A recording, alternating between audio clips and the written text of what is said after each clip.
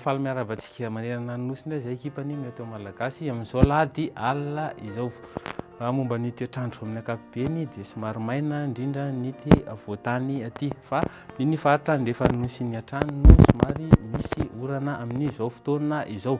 Momba ny rivotra an-dranomasina indray dia somary mafimafy zany dia amin'ny morontsiraka tsy amin'ny nosy iny ka tokony ho maina ny mpandrika ny faritra iny fa toy izao mety toetrandrontsika rapitso latsinainy maraina.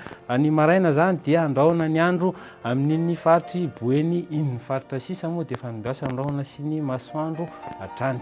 Raha ny tolakandro indray dia misy orana malefaka amin'ny faritry Antalahy sy Analanjorofo iny. Orana tandrifinao raha kotroka kosa aty amin'ny faritry Melaky aty. Faritra sisa moa dia efa miasa andrahona sy masoandro hatrany.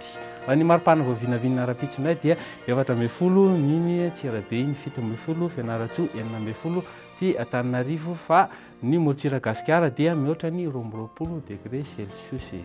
Raha ny toetrandro tolakandro indray dia tafakatra 4:30 degré Celsius aty amin'ny faritry Toliara aty. Fa ny aty avoatany moa dia amin'ny 20 sy 30 degré Celsius eo hatrany. Toy izao ireo toetrandro reto tanàn-dehibe ireto: Paris, Milan, Nairobi sy Bangkok dia andrahona ny andro amin'ny Johannesburg no isy orana malefaka. Toy izao ireo toetrandro amin'ireo nosy rahavavy. Maurice sy La Réunion dia balika ingabe masoandro. Comore moa isy orana tandrifon-drahona ho arakotrika zany amin'iny Seychelles iny. Izay indray no mahasaka afaka tolotra amin'ity alina ity fa mamenareo fotoana rapitso toy izao indray izay ekipany mety malagasy veloha.